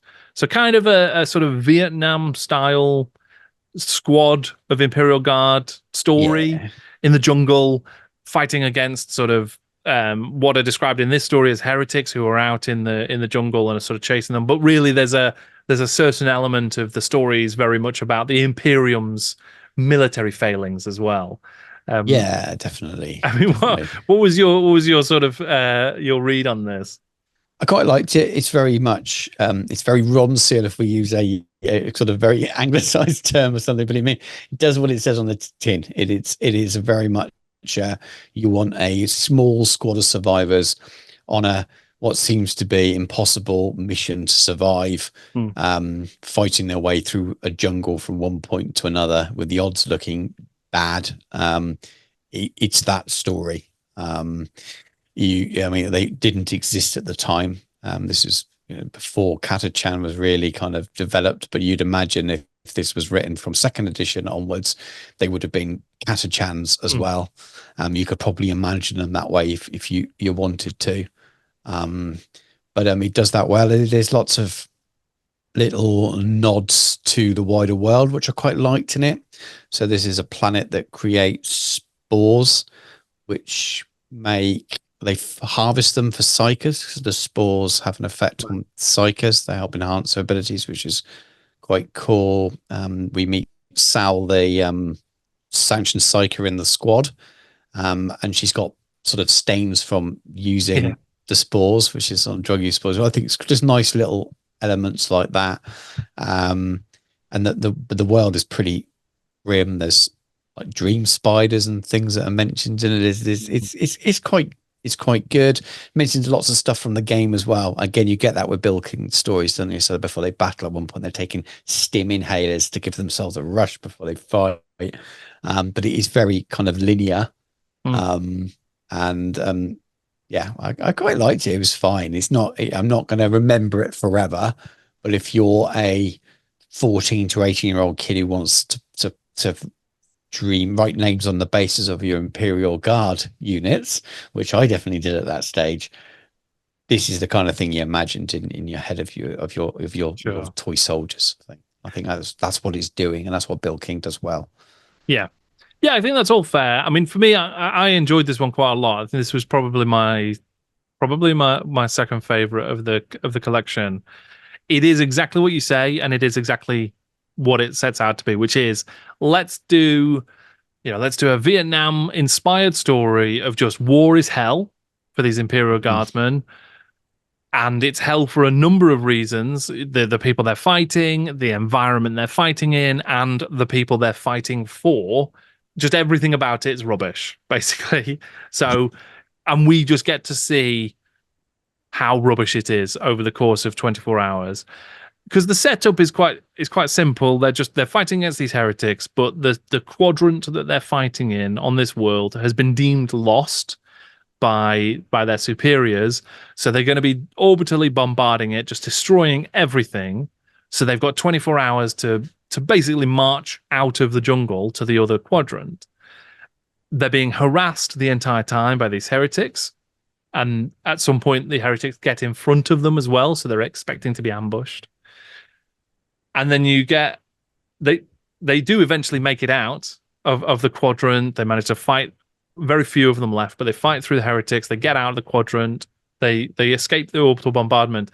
And then there's a fantastic sort of end moment, the catch-22 kind of moment, really hammering home the sort of satire of war is hell sort of thing, of they arrive and then even the new quadrant they've just arrived at is being evacuated because it's also going to get orbitally bombarded. So they just need to march again for the next 24 hours. Yeah. And that's just where it ends. That's the end. Yeah. Good. And so I thought it worked really well as this kind of just, it's about the frustration that these guys are having, but you do get loads of cool character stuff. You get loads of cool action stuff. You're fighting against like heretic Imperial robots at one point. The world that they're fighting on is just really cool. So the idea is it's a jungle world with a super dense jungle, which is kind of 3-tiered because you get this kind of swampy, dark ground. And there's these sort of enormous snakes and spiders and all sorts of stuff down there. You fall down there, you're done for. And then the canopy above it is so thick with branches and carpet moss that's where all of the action takes place. So all of the sort of ground is actually however high above ground, and if you fall through, then you're in trouble. And that's really cool. And then there's another layer above, so you can't even see the sky. And if you ever get through there, you sort of see the beautiful, wonderful sky, and you very rarely do. I just thought that was a really good alien world on which to tell this story. Yeah, it's quite unique, isn't it? In the sense that it's taken a very normal formulaic kind of thing, and turned it into something quite unique. And beginning it in a 40k way. It's just the classic 40k-ness of it. Well, let's take a jungle, but just like really times it by 40,000, and then we're gonna have a real jungle now, and that's great 40k work, I think. Yeah, it does. I mean, the commissar in it is the commissar right out of the army list at the time. Yep. There's no since that point, and there's lots of commissars in stories. So we know Gaunt, and you get the idea that they're not the rule book commissar. They're not just this. Well, we'll kill you. There's a little bit about him judging. There's a wounded officer, isn't there? I can't remember his name, Michaels or something. He's injured, and then towards the end, he basically says, "I've failed my duty," and he asks the commissar to give him judgment. Bang, bang, gone.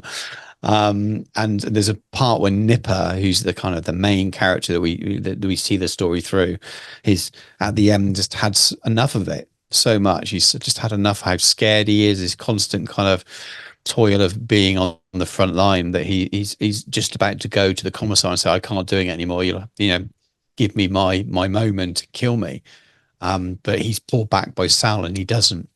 And then at the end, one of the final fight scenes, he's having that moment of almost, he's so frightened, he's going into that shell shock kind of point. He can't stand up, doesn't think he can do it. And BLUESKY, the commissar, comes up and says, "You stand up and fight, or I'm going to kill you. You die like a hero, or you die." And then he finds his courage, but then the commissar's killed as well. Yeah. So it's pretty grim in that sense as well. But good. Brutal. Ticks a lot of boxes. And I think it's because it's bleak. It's like it's a fun, it's a fun sort of bit of satire 40k story, but it's also bleak in its overall message of this is grim dark war that 40k is famous for, because it's drawing on parallels to real bleak wars. But yeah, that sort of the absurdity, almost Blackadder-esque absurdity of they talk about how they've invaded this world, and because the spores are so important, that's why they've committed so much manpower to it, because they thought they could win.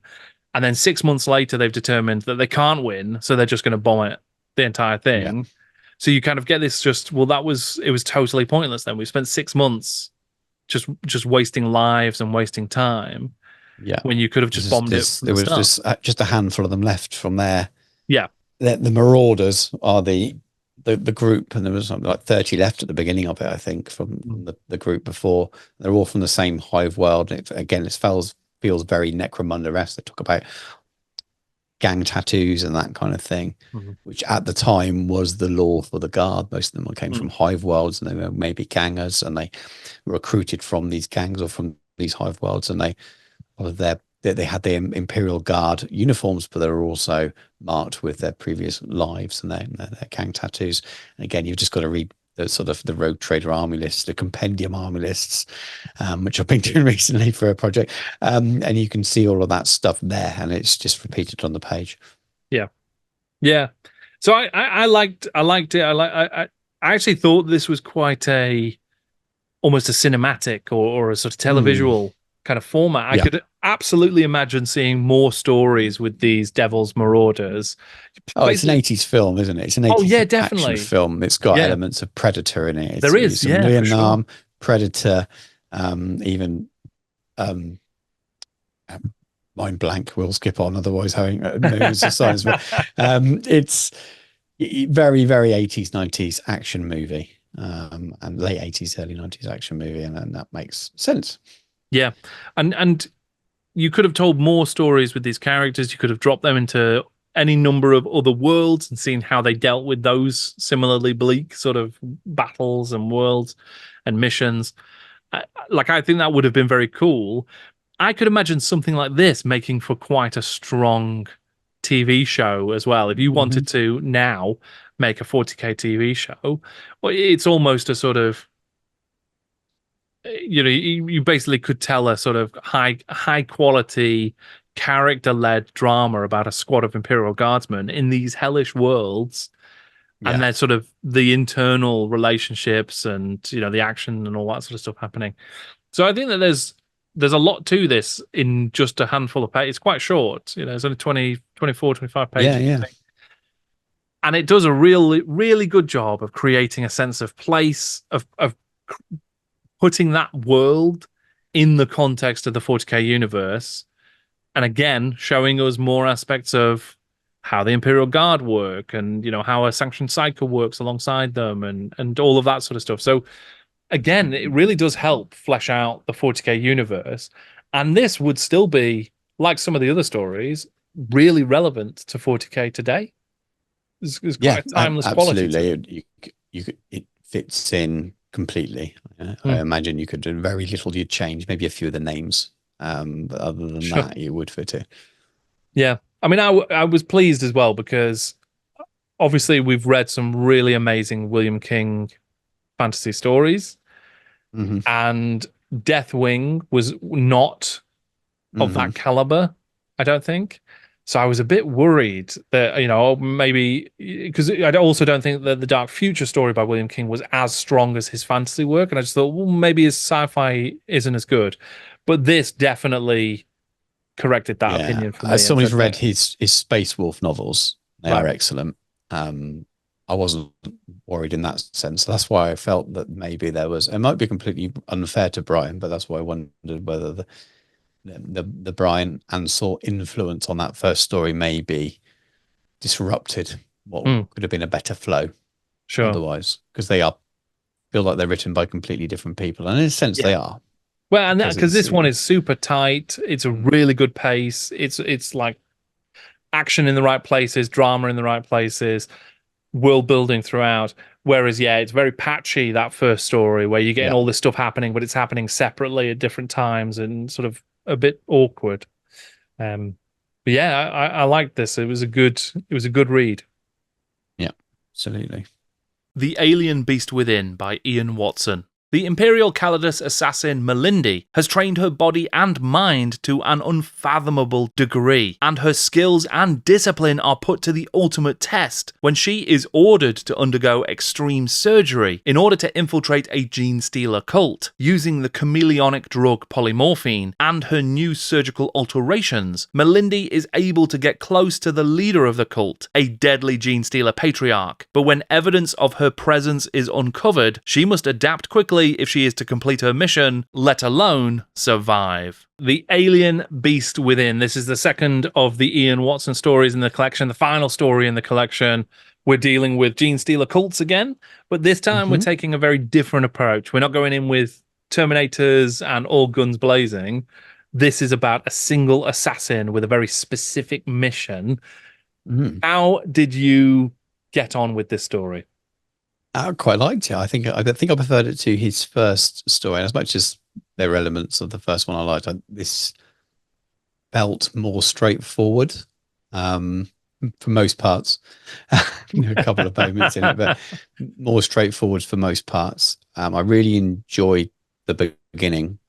The kind of so so Melindy is a Calidus assassin, who has definitely a certain set of skills which she can morph into pretty much any humanoid form.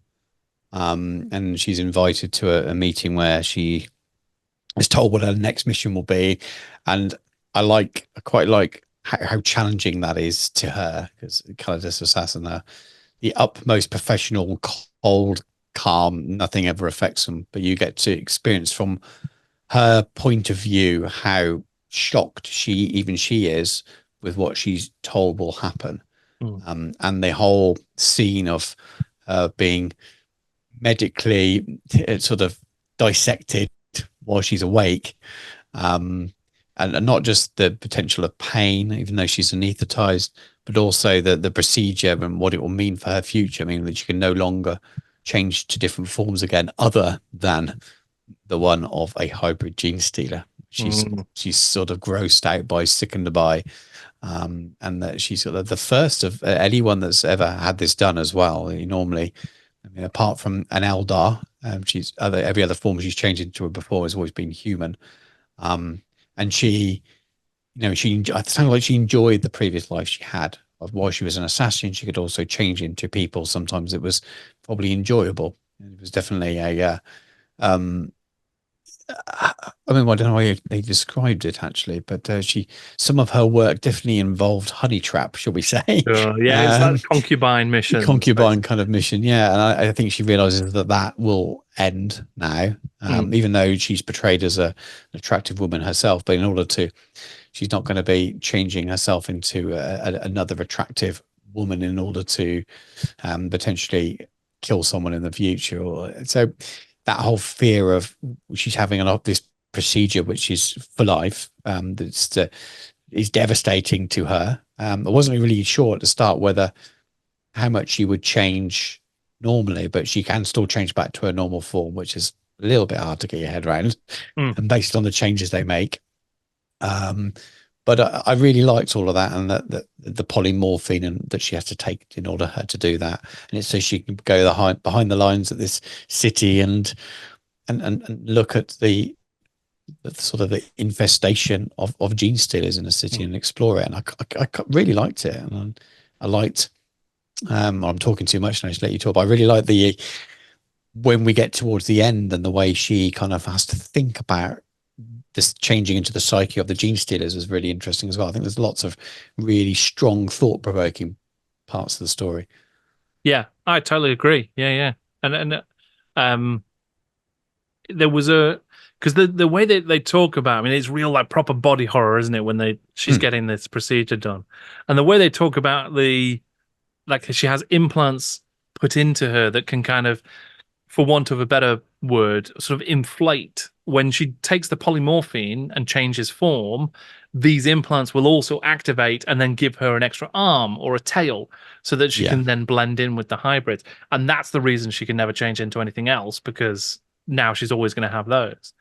So yeah, all of that stuff is really interesting. And like you say, we're introduced to a very cold, calculating, sort of calm assassin, exactly like we've seen in all other 40k sort of fiction about the Calidus assassins.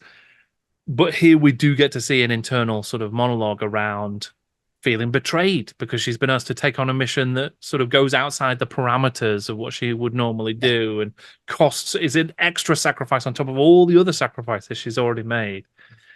And there's, I mean, one of the things I thought was coolest in this story was like the training montage mm, almost, or the training ground that you see early on, yeah, with like a huge caged wheel that they run on, and they run for hours and hours and hours, and there's an anti-grav person running on the top of the cage, so she's trying to run fast enough to catch the person who's at the top of the cage, the sort of wheel. yeah, So all of that kind of thing was really interesting, and just like the discipline and the sort of physical sacrifice.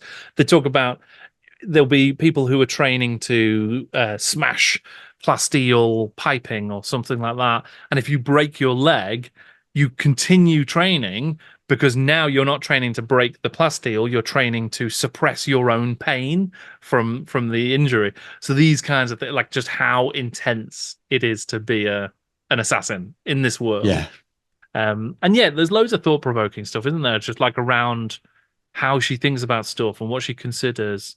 I mean, you're right. The things where the reason she thinks she's such a good assassin who can infiltrate and camouflage herself is not just because of the polymorphine and the physical change, but because she can sympathize, or sort of has empathy for her targets.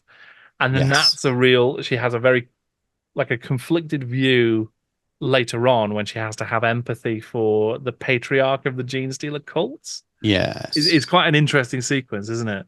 So she realizes she's not going to be accepted unless she can empathize with him and think like him. She's being presented to a patriarch by a Magos in her form as a hybrid gene stealer, and so she's acting a part of someone that's looking for sanctuary, somewhere to be, and she sort of lives up to it, but only by almost trying to understand the way they feel, and she does that almost by thinking how she feels hard done by Tarek Ziz, who's her superior, who's made her have this procedure. So her frustration and of what's happened to her and where her career, so to speak, as much as she's unhappy, she realizes she has no choice because she works for the emperor, she works for the Imperium, and there is only their will not hers.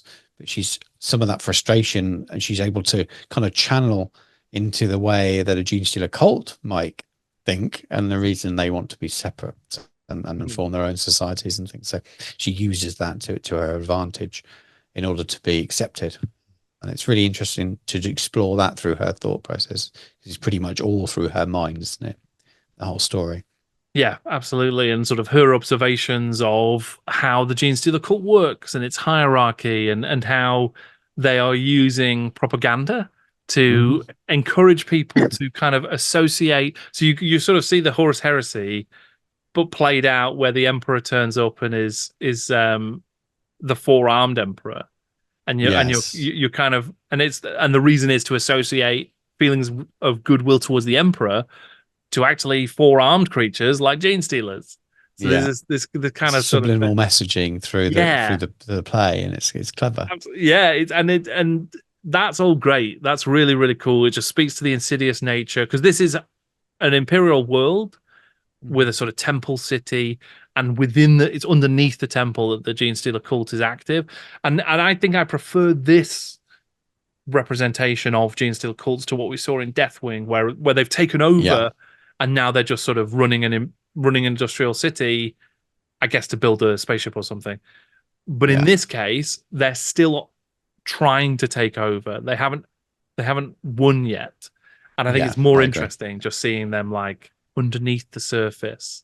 Yeah, I think both those examples would exist in my mind, or my understanding of it, but this is a more enjoyable way to read it, and more what you think most of the time at the beginnings of an infestation. I guess I'm just not that interested. It's almost like the dog that's caught up with the car it's chasing in Deathwing. So the Genestealers have won. They've defeated everyone. They've taken over a world. What do they then do? They just like create a factory and just work in a factory. And that's, I don't know, that doesn't feel like the sort of climactic next step for having taken over a planet. Whereas, because we've not quite gotten to the place, although we haven't gotten to the place yet where you really do get the direct relationship with Tyranids from the Genestealer cults, as in they just like prepare the groundwork and then get destroyed by the Tyranids themselves. Had the connection been made at this point? So it would have been the same year when Advanced Space Crusade came out, which was more explicit in it. Yeah. And it may have been mentioned elsewhere, but I think that's one of the first major mentions of that relationship. It is alluded to in this story, though, because Melindy kind of considers maybe there's a sort of a puppet master pulling the strings for the genes. She never says Tyranids, but she says maybe there's something worse that's directing their efforts. And I thought that was really cool, because that's just, it invokes this greater threat, and we now know what that is. At the time, you might not have, and it's quite cool. And that's not present in Deathwing at all, I don't think. No, and I imagine at the time of writing, he wouldn't have known, and the source material available to him, and for all of the bits that I alluded to in the previous story, there's little elements of that here as well that maybe again aren't necessarily needed for the story.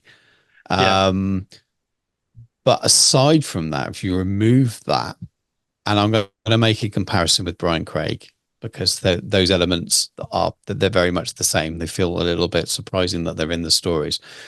Ian Watson definitely gets 40k universe in the way that Brian Craig doesn't get Warhammer. It feels like he's writing in a different world, whereas it's essentially 40k. It absolutely feels like 40k that it could exist today in modern writing as well.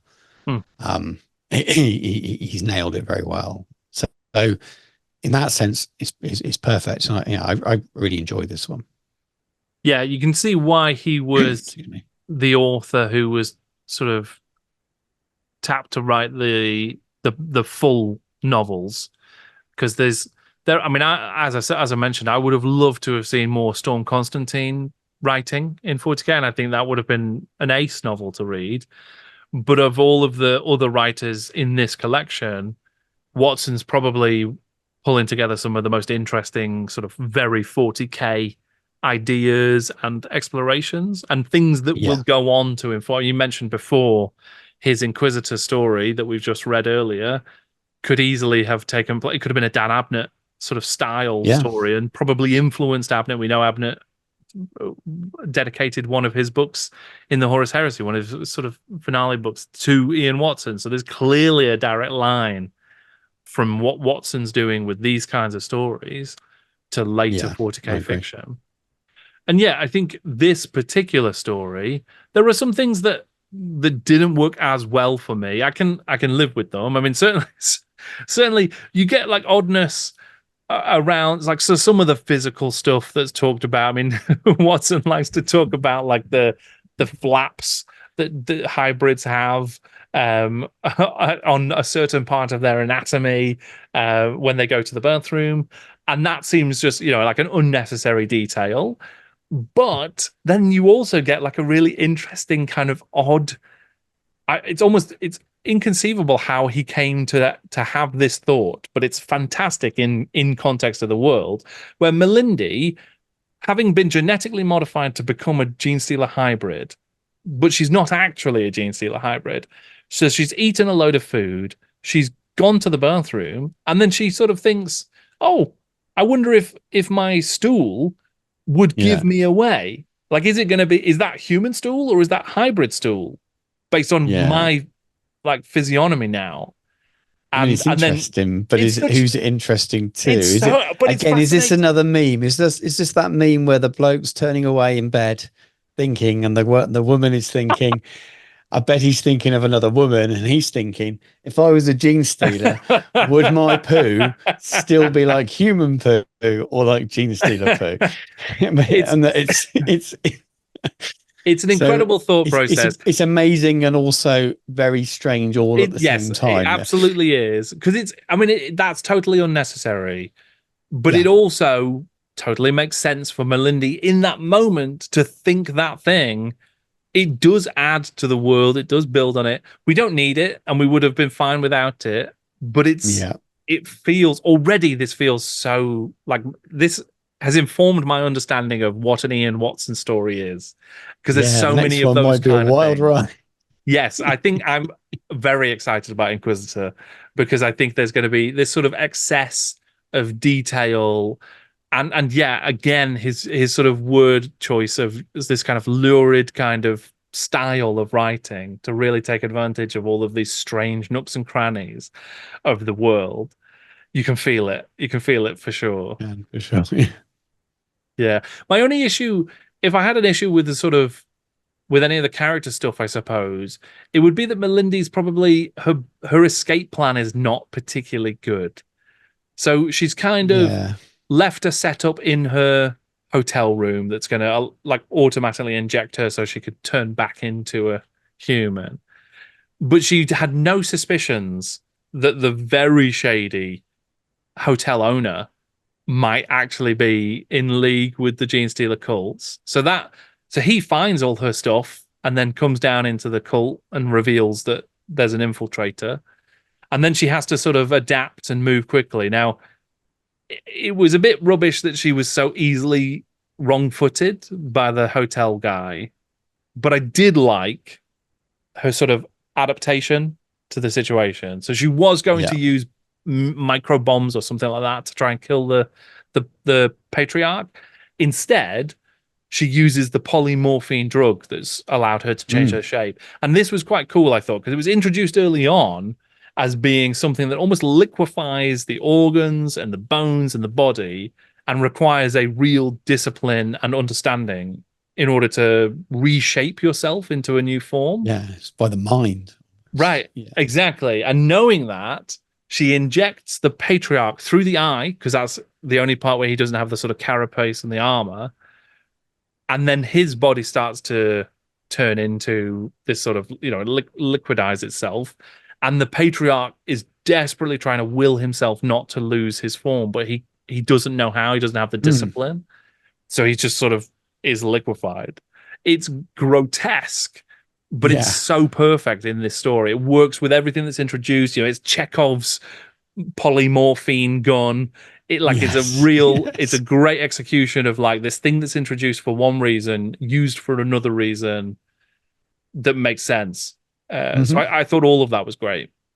Yeah, it was really good. It was really, really good. And I'm kind of with you on the hotel thing. I mean, it's a minor part, Yeah. but you'd expect her because she's got everything else so nailed down. The only thing that she doesn't have control over anymore is how many things she can morph into because that's been taken away from her. Um, but I do like that the hotel owner stole her little needle pistol Mm. thing, and he thinks he's got her at the end. By pointing at her, and she just kills him because she's an assassin. Just Yeah. a few minutes afterwards, a few clicks when he's not looking, sort of thing. So I like that. You kind of for a moment you think, oh, jeopardy, but then he's like, no, she's a Calidus assassin. He's toast, and he was. But yeah, I really like that sort of the polymorphing twist. Well, it Mm. wasn't really a twist, but the way that the patriarch died, it was very, very good. Yeah. Yeah, really good story. It was good. Yeah, it was really good. And I think it definitely it explores an idea that I would never have imagined otherwise. What if somebody was infiltrating a Genestealer cult? How would you do it? Yeah, So yeah. it's a fascinating idea, and it's well executed as a story. There is tension, there is drama. You're sort of on the mission with her. It's again kind of cinematic in its setup Mm, and how it's sort of delivered. Interesting that Melindy survives because you also get this sense because she has to empathize and sort of get really into the mindset of a Genestealer cult member, and because she's leaning on how she feels betrayed by the leadership of the Calidus yeah. Temple, because what she's had to sacrifice.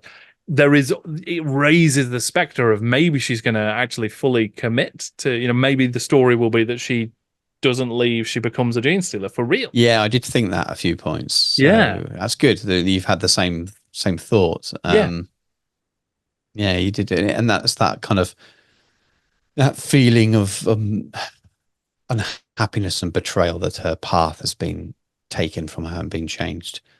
yeah. Um, yeah, it was good. Yeah, it is good. But yeah, Melindy does survive.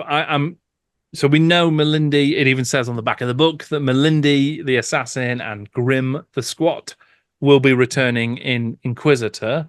I'm excited to see like how that works. Does she have the surgery reversed? Is she getting new polymorphine? Is she just turning into Genestealer hybrids all over the place? Like what that looks like? It's also interesting because Melindy obviously is the main character of this story, and we get loads of her perspective, her skill. Grim the Squat just sort of happens to be in the other story. He doesn't really do very much at all. He's cool, It's the but he's same with the not squats all the way through this book, though. sure. Yeah, They they're just turn there. up, they Yeah. have short names, and they say a couple of things, point out something obvious, and they kind of tick. It's almost ticking like the Ogrins that have appeared. Hmm. Again, it's that game element, isn't it? It's like look at these interesting humans that are within the Imperium. So we've got the soldiers, we've got the Marines. Who else do we see? Assassins. Well, we've got those covered. Well, we've got to stick in the fun squat and the fun Ogrin because people love them, aren't they? Funny, and they are there as sort of token little gesture things, aren't they? Hmm. Yeah. Yeah. I mean, the Squats fare a little bit better than the Ogrins, I think, but you're A little right. bit, but Definitely. I still think that goes back to if you were a 14 to 18-year-old and you had to collect yourself a group of 8 heroes or something like that, you'd have your Space Marine, a couple of guard, a commissar, maybe an assassin, but you'd add a squat and you'd add an Ogryn in because they're cool Yeah. models and it feels like that's what these are representing in these stories because the stories wouldn't change without them if they were just other human characters. Yeah. But yeah, I mean, it does work. It adds texture to the world and the Mm. universe, I Yeah, and think. that's what I think it's there for. So Yeah. that makes the world even more recognizable to Yeah. the readers from the game books they know and are familiar with. I am looking forward to seeing more of Grim and like more of his Yeah, character. I'm hope there's something good made of him. Yeah. Yeah, for The sure. name's not great, so I, let's hope. I'd actually quite like to see a little bit more of the Inquisitor Cipilian Mm. from that story. And I don't know if he does return. I'm guessing not, but I think it would be cool because he was like I like that character for some reason. I Mm. don't know why, Yeah, but yeah. It would have been interesting to explore some more.